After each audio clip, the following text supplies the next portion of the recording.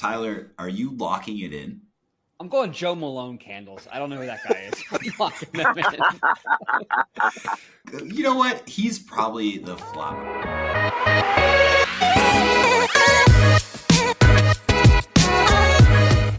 Welcome back to The Flop, the place where we dive into business failure and have a bit of fun while doing so. My name is Wes Rissell, and with me I have my two co-hosts and good buds, Tyler Cope and Josh Bowman. Boys, how we doing today? Rocking and rolling. Long day. Good day, though. Yeah, long day, huh? Yeah, just crushing it, man. Back to back today. We crushed it. Josh works 12-hour days, day after day after day. That's the takeaway. Thank you. He's a hard worker. Real try hard. Well, today we have another exciting episode for you. We're going to be interviewing our buddy, Hamdi. Hamdi, how we doing today?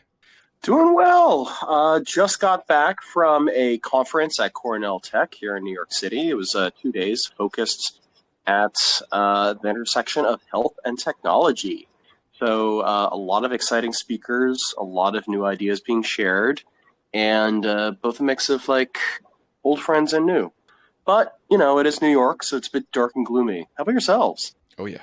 Yeah, we're ripping and roaring, my man. And that sounds exciting. That sounds like a good conference. Hamdi, what were the biggest topics? Who were the most well-attended sessions there? One of the topics today that was interesting was an intersection of climate change, mental health, and AI. Okay, so they took the three biggest buzzwords and put them into one platform. You got to respect that. All of them. But like, it was very fascinating. One of the speakers on stage, she spoke to something that was very interesting. And they end up saying like, hey, it's really great that you had the opportunity to experience the environment before it's like, you know, gone wrong. So navigating like, how does this information impact our mental health? How can we have certain tools that can be useful to both diagnose these sorts of challenges, as well as kind of manage, you know, improving how one's cope with this sort of world. That makes sense. So they had a topic about climate change's impact on mental health. And then because they slapped AI on it, I mean, you're giving me a keynote speech. Perfect. Just like when you're pitching to investors. Have your idea, put AI on top of it, cash out.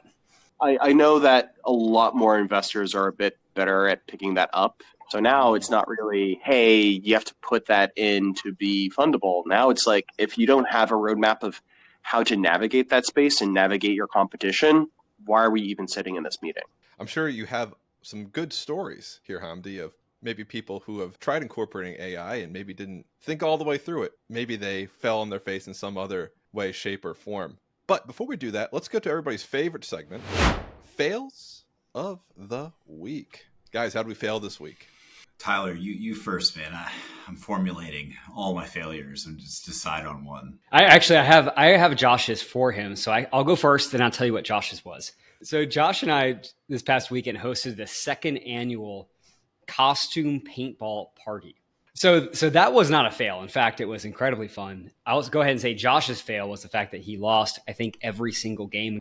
But my fail was that my original costume was John Wick style. I had a black suit with a tie. You know, I was ready for a funeral, and that funeral wasn't mine. But I had an outfit change halfway through, and I had one of those blow-up dinosaur costumes that you can fake ride on. And I made it maybe 2 minutes, ran through the woods, and got absolutely lit up. The roots caught the dino outfit. I got entangled within shrubbery, and then slithered out of the costume like almost like a snake shedding its skin while getting shot and not admitting I got shot. And just kind of paid the price for it later with all the welts. Josh, I already gave the audience your fail. That's incredible. I'd actually like to elaborate on this experience. Not only did that all happen, and Tyler getting stuck in the shrubbery while being shot by paintballs may have been the highlight of my whole year, but also someone was tape recording, like was following it around. And after he got shot out, we got him on camera. He's like, oh, like he got shot. And my buddy's like, oh, I got him in the ass. Yeah, we got him. And he's like walking out. He's like, oh, and he turns and he kind of just like pop. And he just like hits him with a pop shot right in the head. And then he kind of shrugs like, I don't know who did that. It was so funny. Keegan, if you're listening, you deserve that. Yeah, he did. I was already out and he continued shooting me. So I'm going to give him a pot shot or two. Well, my fail of the week was mostly, I would say, I didn't sleep enough. Let's put it that way. I backburnered sleep in order to prioritize other things, like working really hard. Oh my God. But no, I backburnered sleep a bit by accident, and that sucked. So my week kinda By sucked. accident. I work so hard that I don't even sleep. And that's how I fail. 60 hours a week? That should be normal. So I'm right now changing banking, so I just don't have time for sleep. I knew I shouldn't have said it. How about yourself, Wes? Yeah. So my fail of the week, our last recorded podcast, my internet was like 3 or 4 seconds delayed on everything that was happening. Well, I found out why that happened, and it was the dumbest reason.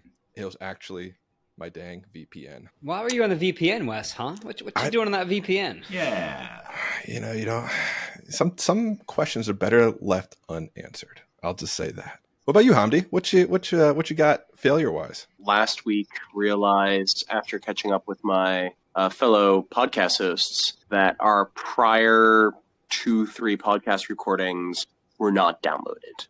I had shown up, I had done a digital interview, and find out, hey, did you download it? Because our recording only stays live for a week before it gets deleted. No. What?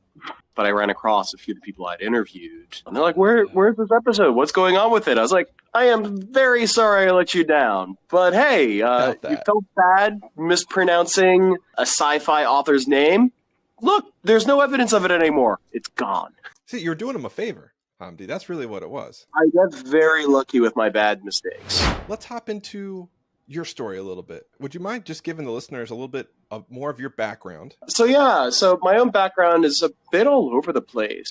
And, in undergrad, was lucky enough to have a professor suggest to me to apply to a startup. So I spent part of a summer part-time working at this hydrogen purification startup. And it was fascinating. I got to learn a lot about how science gets applied to business. And I was lucky enough to get accepted into a fellowship with Columbia Technology Ventures. And for 3 years, I was a regular fellow going through these individual tasks and assignments.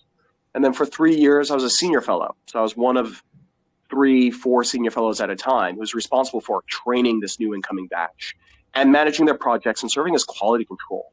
I frequently go back to this analogy of being a air traffic controller, if you will, between these requests for projects flying around and having them land safely into the hands of licensing officers and eventually faculty who would end up getting a decision of, hey, this is what we think we can do if we were to patent your work. So I got really involved into seeing a lot of these technologies kind of bubble out of a university while I was doing my own research, and I wanted to create a startup. So that's my past background. And then currently I've been lucky enough to work on the Merck Digital Sciences Studio, which is this interesting collaborative effort across Merck's Global Health Innovation Fund, McKesson Ventures, North Pond Ventures. And it's very much focused on being an accelerator, finding some of the most exciting ventures focused on the digital enablement of drug discovery and drug development. Out of PhD school, what was your first startup? What happened? How did it flop? I wouldn't say flop, poorly timed, but yeah, so it was originally called Phase Technologies, and it was based off of my thesis. And my thesis was a theory of renewable energy from the natural evaporation of water. Today we harness energy from water falling down a gravity potential. Water goes down a river, builds up behind a dam, you have water fall through turbines rotate, connected to a magnet and a coil of wires, and you can produce electricity. But when water gets out to a reservoir, lake, ocean, it evaporates. It goes from wet place to dry place. So that's a chemical potential, just like how there's a gravity potential. And if you were to build say, greenhouse around a lake and have controlled vents to release water or a material that can change shape between being wet or dry, you could produce energy from evaporation. And just like how you build a dam across a river, you slow down the flow of the water gets backed up behind it, and then you are storing energy on demand. You save water that'd be lost. So, Hoover Dam outside of Las Vegas, one of the biggest public utility projects out there, huge, massive artificial lake behind it, Lake Mead, has been losing drastic amounts of water because it increases the surface area of the Colorado River, which means a lot more water gets lost to the atmosphere. And if we were to cover that lake and totally and extract energy from evaporation, we would have saved ridiculous amounts of water. And we would have been able to produce power on the scale of about 1 gigawatt. Sounds like a lot. I know gigawatt only from Back to the Future. So just putting that out there. So, Hamdi, why don't we have these evaporation machines everywhere? So, like, some of the challenges there is like, the level of the theory of how much energy can be produced is very different from the effectiveness of the devices that we have today. My work also looked at using these biomaterials that on a single cellular scale are very strong materials, these bacterial spores. But when you try to link strong things together, they don't always connect very well. So similarly for these materials, kind of improving them is hard. And then finally is also, some amount of fear for some new technologies. There was a newspaper in the UK which covered like one of our papers and described me like a Tolkien villain, as if I was going to install engines all over the lakes of the UK and the natural beauty of England would be corrupted by these evaporation engines. I was like, what mad scientist do you think I am? So there's a lot of confluence of things. But it's definitely an idea I love and I revisit it, all too often. Would you ever try again, Hamdi, with that idea? Potentially. I mean, it depends. I mean, on timing, life is long. Who knows, 10 years from now, maybe things improve enough technology-wise that there's an opportunity. When you look at a body of water, do you look at it with complete disgust, knowing that it's a wasted opportunity? Waste opportunity in that body of water. Never going back to the Hoover Dam. Waste of space. I want to hop into some of the people you advise, right? Because I'm sure you see a bunch of companies. What are some of the things that you've seen companies do that automatically make you go, oh, no. Don't do that. Don't do that. I'm always learning new things like that. And there's a few like obvious ones out there that lots of people know, but sadly they get lost in it. One is not hearing the actual problems from your customer. There's plenty of people who get very enthusiastic about building a solution that they have.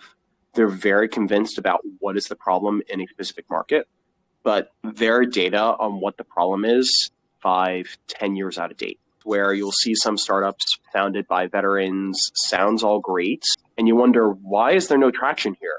You find out that they come to those meetings being like, I'm going to tell you how it is. Not, let me hear how things are for you and what is really your pain point to make things better. So not knowing the customer. Not knowing the customer. So Hamdi, do you have any particular stories of businesses you've advised that kind of had everything going for them and then a mistake happens and they weren't able to adjust? So there was this business I'd met, and they were very focused on improving the speed of data moving around, which in certain industries is very important. They were excited that they thought they had a tool that would be very popular and very efficient for this.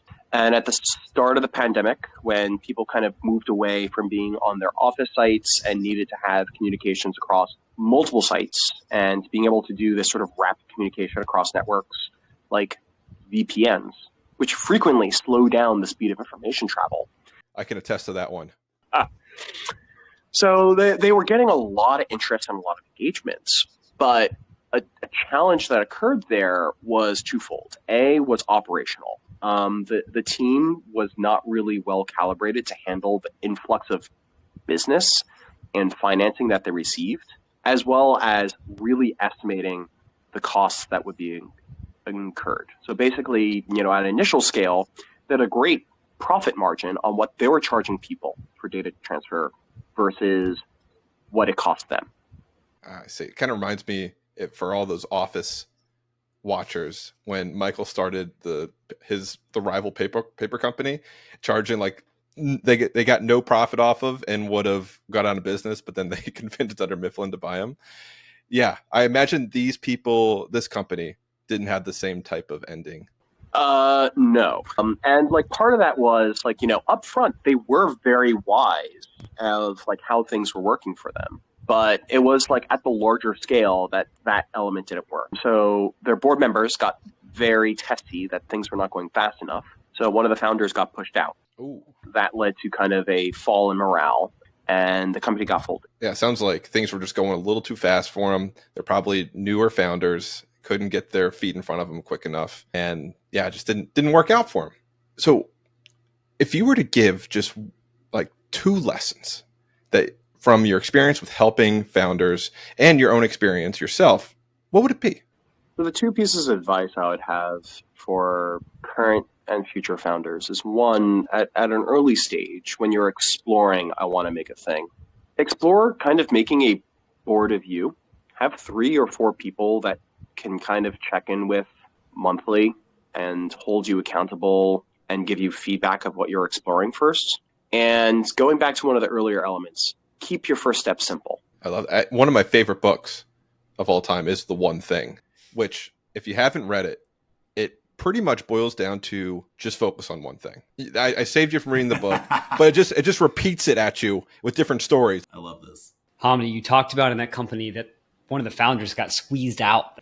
What are some signs or red flags that you are going to get pushed out by your board? You getting ideas, Tyler? I think Tyler's planning a takeover of the pod. I think that's what's going on right now. I guess maybe phrase a different way. Are there certain red flag things that founders do that you as a VC look at and you're like, oh no, this person cannot be running this company and we need to seriously think about removing that person? So, Tyler, if you're afraid of a Brutus amongst you, some of the signals can be a range of things. Could be withdrawal, could be change in tone. A lot of like soft social skills signaling of like, I'm not necessarily feeling comfortable here. When things come to be lots of written reports and guidelines of, hey, can you like give me a write down of what this meeting looks like? And hey, these are the things that we said, and you're getting memorandums sent back to you. I'm going to send out transcripts of all our conversations, Tyler and Josh, from this point forward. Keep you guys on your toes. But what I want to do now, I want to know about Bowman's quiz. Hamdi, do you know about Bowman's quiz? Have you heard about Bowman's quiz?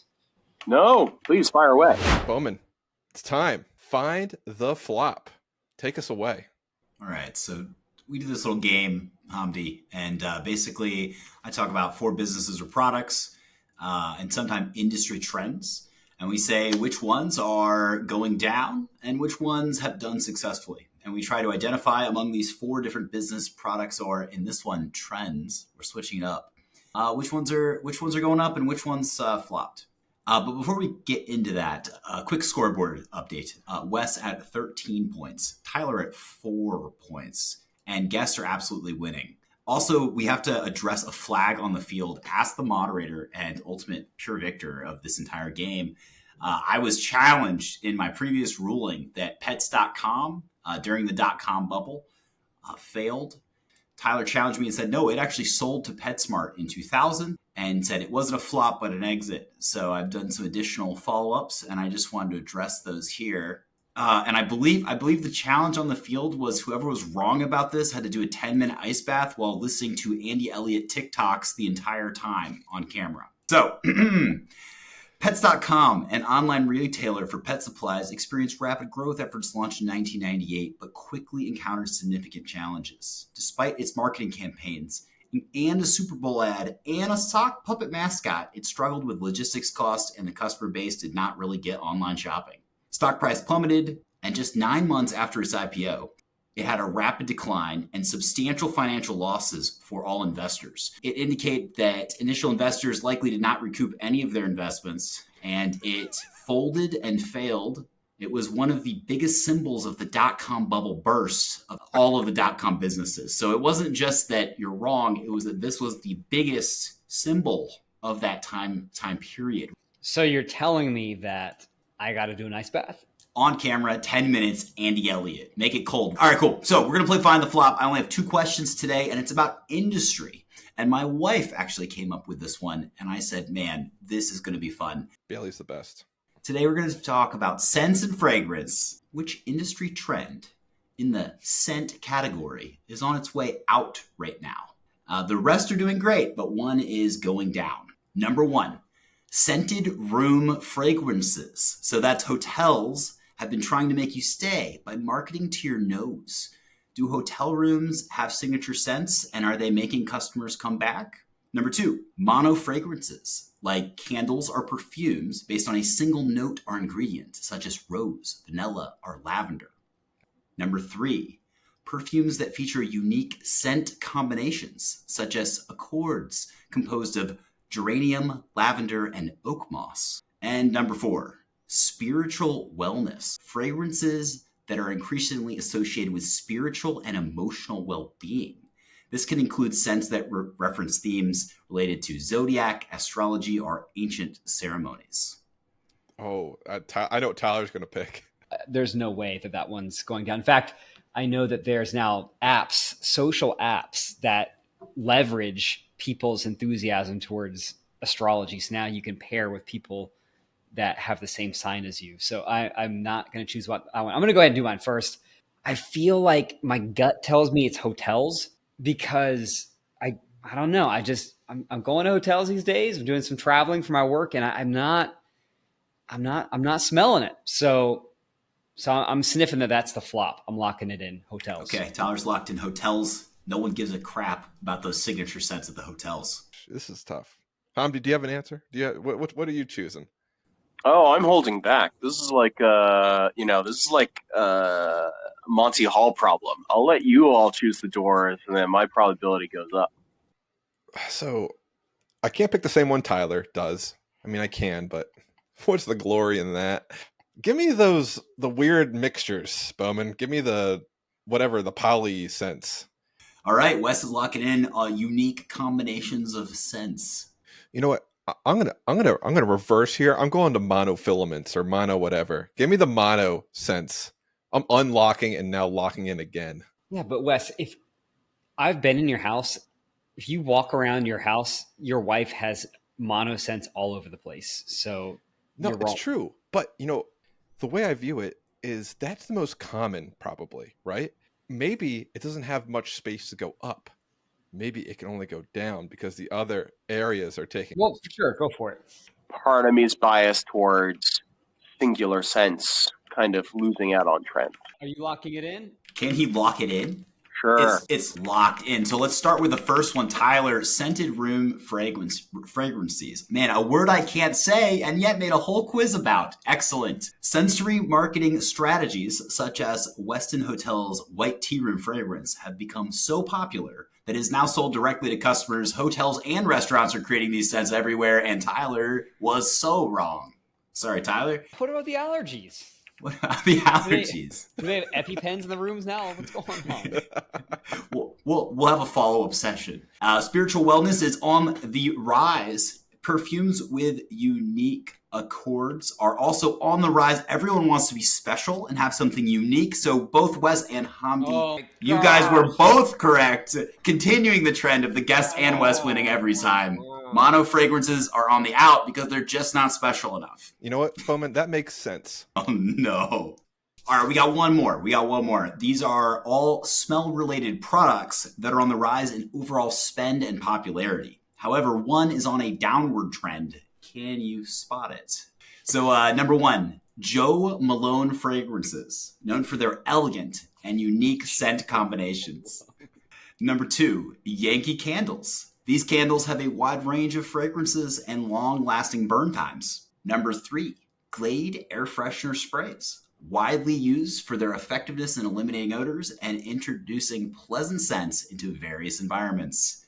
And number four, essential oil diffusers, known for therapeutic properties. These go great with some yoga and are best turned on before initiating a friendly chat on the importance of recycling. All right, I'm between two. But I'm going to lock in Yankee Candle. Locked in. Tyler? I was thinking about Yankee Candle, but I don't know who Joe Malone is, but he probably makes good candles. When I think candle, I think of a man named Joe Malone. Oh, God. Josh, what was the third one? Glade air freshener spray. All right. So I think there's some bad press around aerosols in the house. So are people not wanting chemicals sprayed all around the house? So I'm gonna go the Glade air freshener. Are you sure? Plus, they were really popular before, and I feel like I don't see them as much. So Come join me in the winner's circle, Tyler. No. Tyler, are you locking it in? I'm going Joe Malone candles. I don't know who that guy is. I'm locking them in. You know what? He's probably the flop. All right, I'm locking in Joe Malone fragrances. I'm tempted by that weird ass fragrance, but I have a darker feeling that it's probably Yankee Candle. But yeah, I think I'm gonna have to go with Yankee Candle, though. You know, they've been such a dominant force for so long. If anyone has space for losing things, it'd have to be them. So here we are, number one, Joe Malone fragrances. It has become a staple in the luxury fragrance market. Also, unfortunately for both Wes and Hamdi, Yankee Candles are still and continue to be an increasing favorite in homes worldwide. They are growing in popularity. I know, good for them. And Tyler, he was spot on. Glade air freshener spray. They often contain synthetic fragrances that are overpowering and falling out of favor with many health-conscious consumers. Right? You know what, Tyler? Round of applause. That was just a masterful case of success there. In your heart, you knew, but then you second-guessed yourself. Yeah, that Joe Malone guy. You can't trust anyone named Joe Malone.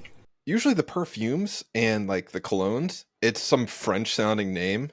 And Joe Malone sounds like a 45-year-old guy that just sits on his couch all day. Well, that was it for the flop. That was everything. We got any segments left, Wes? What do we got? We have another segment left. Next up, Tyler with some quick hitter questions. Take us away, Mr. Cope. Hamdi, are you ready? I think so. As ready as I can be. Well, you're about to be on the hot seat, and I have 5 questions for you. I don't want you thinking too hard. Just give me immediately what comes to mind, all right? Fire from the hip.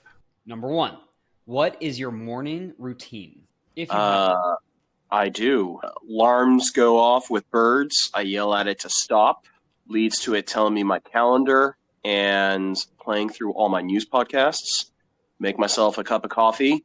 Have about a third of it before I take my dog out for a walk. What was your first as well as worst job you've ever had? So first job was packing boxes and moving them around in the family warehouse. And worst job, spending time working for a prima donna. Hamdi, what is the smallest animal that you think could knock you out with a single punch? I want to say probably a deer. A deer kind of running away from like a pack of wolves. If you could swap businesses with any fictional character or take over a fictional business, who would it be or what would it be? I am going to reference a Coen Brothers comedy, The Hudsucker Proxy. All right, last question. What is the worst advice you've either received or routinely hear? There's 2 bits of bad advice I hear. One of them is needing consistent alignment. If you're fully aligned with something, you're not covering any differences. The other sort of bad advice I hear is, be an intrapreneur. So for you to be a successful long-term intrapreneur, you're actually not that innovative usually. It's a lot of performative innovation. Okay, hot take. Well, that does it for the quick hitter questions. Wonderful. Loved it. Thank you for those, Tyler. Anytime, man. Anytime. Well, Hamdi, thanks for coming on the pod here. Loved having you on. Really did. And you have your own podcast, isn't that right? Yes, I do. As I mentioned earlier, myself and 2 of my colleagues, Alexa Goldman and Jeff Hannigan, have a podcast called Planet Bio, inspired a little bit name-wise by the long-running and famous podcast Planet Money from NPR. And we're interested in the ideas of how curiosity about biology drives our world and our life. Just as how economics drives some of our social interactions. To some extent, how we understand how our bodies work and how we respond to building a business makes us understand how we get along with each other as well. First go around, we're just starting recordings on our 2nd season, but it's mostly fun questions. We'd love to have any and all listeners come by, as well as have yourselves join at some point. Yeah, we would love that. We would love that. I've listened to a couple and very, very engaging. I've enjoyed them quite a bit. Thank you. Well, that does it for another episode of The Flop.